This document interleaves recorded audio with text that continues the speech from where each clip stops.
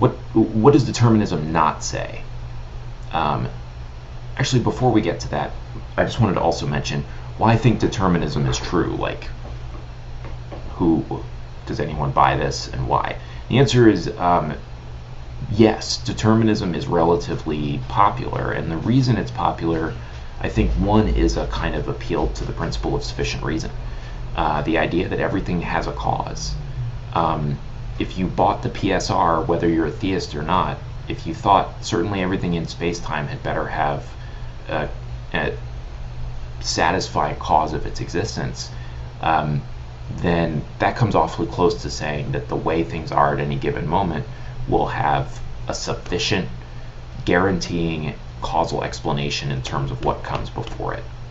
Another reason that's a little bit less philosophical is the idea that determinism seems to be a methodological presupposition of a lot of sciences. As we make more progress, so in terms of the methodology, like, the thinking is that without the idea that the way things are in the future will be a function of the way they were in the past, scientific predictions, scientific generalizations would not be possible. The reason why science works is that we take for granted that the future is going to broadly resemble the past in a orderly, predictable, mechanical way.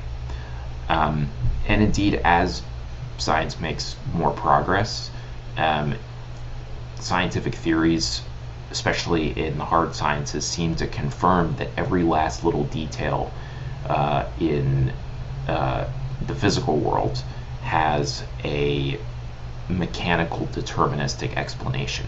It's what the point of laws are, right? So this is a kind of appeal to scientific inquiry as giving us both support for and a presupposition of determinism. Now let's turn to what determinism is not. Determinism is not the thesis of fatalism. Sometimes when you hear the problem of free will, I think people hear not a challenge from determinism, but they think of the idea that what I do is fated, and that is fatalism. We're going to keep fatalism and determinism distinct. Fatalism is the view that there is only one possible past state of the world, and that determinism is true. So you can think of fatalism as determinism plus. Fatalism says all that determinism says is true and more. So the future is a function of the past, but also there's only one possible state of the past. Here's another way to think about the difference between fatalism and determinism. Determinism says that the relationship between future and past is a functional relationship. If you plug in the exact same state of the world into the sort of input-output machine, so says determinism, plug in the same state of the world together with the same laws of nature, and you always will get the same future out the other side. Determinism, though, doesn't say whether there could possibly be different inputs, right? It doesn't say anything about whether perhaps the first state of the world could possibly have been slightly different. The first moment of the Big Bang may be the first way matter was just ever so slightly different from the way it actually is. Or maybe the laws were a little different. If you're a theist, you can think of it as whether God could have made the first moment in time different from the way he actually made it, or she actually made it. Determinism doesn't tell us that. For all determinism says, God could have set things up very differently in like 12 different ways and chose one of them. And determinism says that given that God chose that one way to set things up, each and every moment afterwards unfolded as an inevitable consequence of the prior moment. But God could have chosen to set things up another way. Had he done that, there would have been a different inevitable unfolding. The world would have gone a little bit differently. And that would be your sort of alternative timeline. It would have unfolded deterministically, but it would have been an alternative possibility. Fatalism is stronger than determinism because it says the relationship between past and future is a functional relationship, and also, so to speak, God could have only possibly plugged in one possible first moment, one possible past, and one possible set of laws. And you add to that the function of that the future is a function of the past, and what you get is that there's only one possible timeline, this one.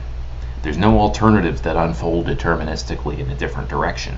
No, this is the only way things were in the past, the only way things could have been in the past. There's only one set of laws of nature, and the future is a function of the way things are and the way things were. And so the way things are and the way things were and the way things will be is the only way things could have possibly been. That's fatalism. And that's the sense in which, like, if you had breakfast at the pit this morning, fatalism says it's impossible for you to have done anything other than have breakfast at the pit. Full stop. The determinist, though, is going to say something a little bit more nuanced. They'll say, given everything that went before that moment you chose to go to the pit, yes, it's inevitable that you went to the pit, because your going to the pit for breakfast was guaranteed by all of those details that came before. But that doesn't mean that you couldn't have possibly not gone to the pit.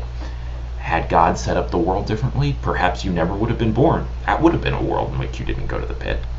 Or perhaps you would have been born, but had different preferences and decided you didn't like eggs in a bag for breakfast.